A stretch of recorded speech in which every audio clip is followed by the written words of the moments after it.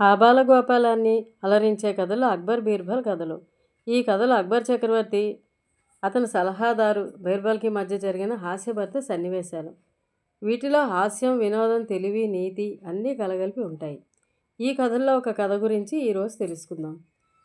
ఒకరోజు రాత్రి అక్బర్ బీర్బల్ ఆరుబయట కబుర్లు చెప్పుకుంటూ ఉంటే అక్బర్కి ఓ సందేహం వచ్చింది. వెంటనే బీర్బల్ని చూసి, ఆకాశంలో నక్షత్రాలు ఎన్ని ఉన్నాయో నాకు లెక్క చెప్పగలవా అన్నాడు.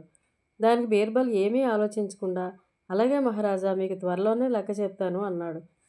ఆ తర్వాత వారం రోజుల వరకు బీర్బల్ అక్బర్కి కనబడలేదు.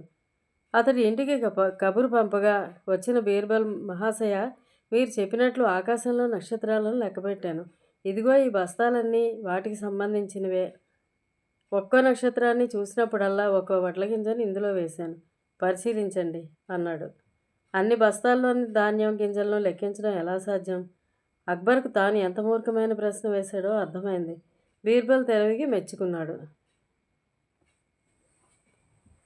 ఇది అక్బర్ బీర్బల్ కథల్లో సెకండ్ స్టోరీ. ఫస్ట్ స్టోరీ డిస్క్రిప్షన్లో ఉంది, లింక్ చూడండి.